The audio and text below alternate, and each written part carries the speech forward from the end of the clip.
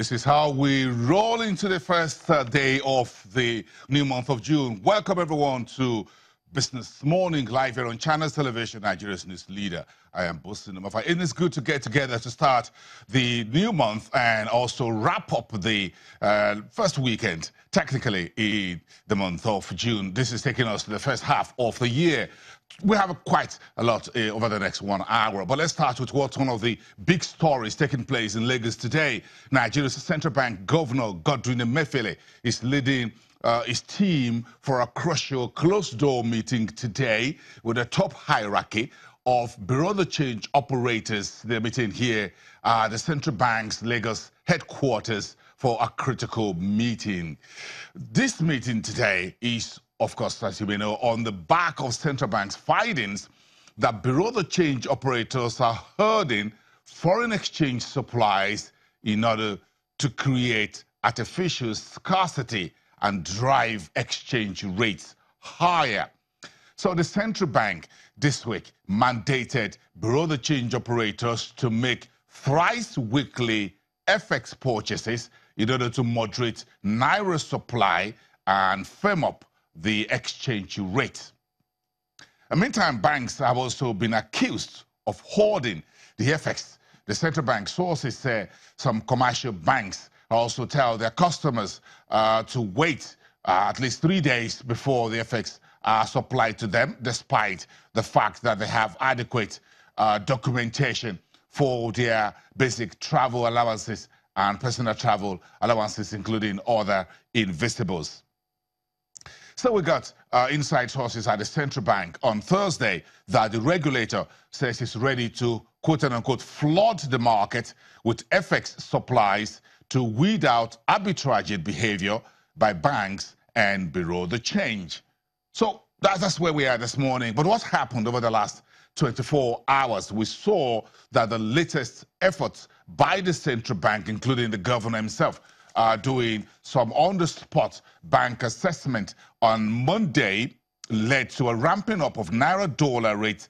The local currency unit was up about 0.3% on the dollar yesterday at 316.97 and flat on the street against the dollar at 363 Naira. On Wednesday, the Naira gained almost 1% against the US dollar. Yesterday, the total trading of FX on the FMDQ, OTC's I&E window spiked by a whopping 222.5% to about $500 million US. That's the figure, $570.81 million, as the Central Bank continued to supply the market and tame arbitrage. That's the highest level of FX trading at the I&E window since the 6th of April. On the other hand, the regulator injected another $210 million into the various market segments on Thursday, and that's the FX story. We're following the Central Bank and BDC's meeting very closely for you, and we'll give you all the information as soon as we have them, what they discuss behind closed doors. So we started the new month, but we've got stories about how we finished off the month of May. It's not just the stock market that sank last month.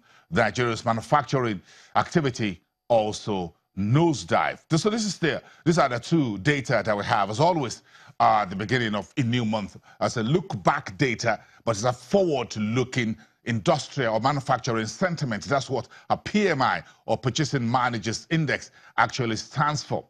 The report we have this morning is that the Central Bank of Nigeria's broad PMI report shows a slowdown in the PMI reading to 56.3 against a stronger 56.9 in the month of April. In other words, manufacturers are reporting a bit of a slowdown in their activities. That's the official, what you call the official PMI, because that's from the Central Bank. But there's a second PMI, which we track for you. As always, that's from FBN Quest, one of the investments and securities firm on Broad Street. The PMI reading by FBN Quest was much smaller than that of the Central Bank, and it was titled Back Below the Water. The index now falls below 50, which is the healthy level, to 49.2 reading. That is unhealthy if you considered 51.0 reading in the month of April.